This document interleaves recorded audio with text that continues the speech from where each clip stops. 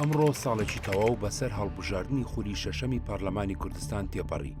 پارلەمانتاران لە مانگی 12 ساڵی ڕابردووە موچەوەر دەگرن. ئایا پارلەمانی کوردستان دوای ساڵێک هەڵبژاردن شەرعیەتی یاسایی ماوە؟ ئەمڕۆ ساڵێکی تەواو بەسەر هەڵبژاردننی خولی شەشەمی پارلەمانی کوردستان تێپەڕیوە. بەڵام تا ئێستا پارلەمان تەنها یەک دانیشتنی بۆ سوێند خواردنی پارلەمانتاران کردووە و هیچ کارێکی دیکەی ئەنجام نەداوە. نە دەستەی سەرۆکایەتی هەڵبژاردووە و نە هیچ کەسێکی بۆ پێگەێنانی حکوومەت ڕاستپاردووە. پسپۆرێکی یاسای دەستوریش بازدە و سێئەگەرە دەکات کە بەهۆیەوە پەرلەمان شەرعیەتی نامێنێ. ڕۆژی 20 تشرینی یەکەمی 2024 هەڵبژاردننی خولی شەشەمی پارلەمانی کوردستان ئەنجامدرا. بەپێی ئەنجامی کۆتایی هەڵبژاردن، پارتی 39 کورسی، یەکێتی 23 کورسی، نەوەی نوێ 15 کورسی، یەکگرتوحەو کورسی، ڕەوتی هەڵوێست 4 کورسی، کۆمەڵی دادگەری 3 کورسی، بەرەیگەل 2 کورسی و هەریەک لە گۆڕان و هاوپەیمانی کوردستانیش یەکی کورسییان بەدەستهێنا.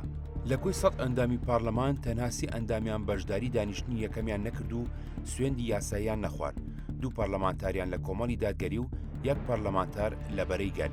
ئەوانی دیکە کە ژمارەیان 97 پارلەمانتارە سوێندی یاساییان خواردووە و لە مانگی 12 ساڵی 2024ەوە موچەوەر دەگرن بەبێ ئەوەی هیچ کار و ئەرکێکی فەرمیان ئەنجام دابێت.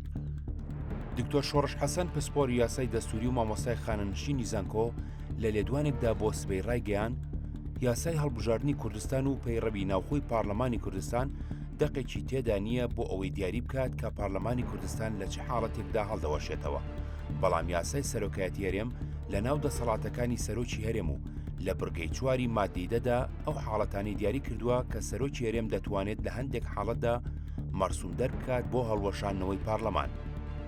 ئەو حاڵەتانی پسپۆڕە یاسایەکەی دەستور باسی دەکات ئەگەر نیوەی زیاتر لە ئەندامەکان دەستیان لە کار کێشایەوە یاخود نیساب یاسایی تەواو نەبوو بۆ کۆبوونەوە لە ماوەی 45 ڕۆژدا، یاخود ئەگەر پارلەمانی کوردستان متمانەی تەواوی نەدا بە ئەنجومەنی وەزیران بۆ 3 تەشکیلەی وزاری، واتە نەیتوانی دوای ڕاستپاردنی 3 کەس بۆ پێگەێنانی حکوومەت پێک بێنێت.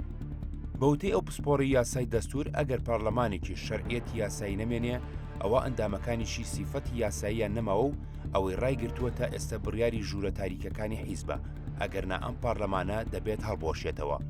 پارلەمانی کوردستان جگە لەوەی ساڵێکە کۆنەبۆتەوە پێشتریش بە بڕیاری دادگای فیدراڵی عێراق درێژکردنەوەی تەمەنی بە نایاسایی ناوبراوە. بەوە 3 ساڵە پارلەمانی کوردستان هیچ ئەرکێکی نییە و هەرێمی کوردستان لە بۆشایی یاساییدایە.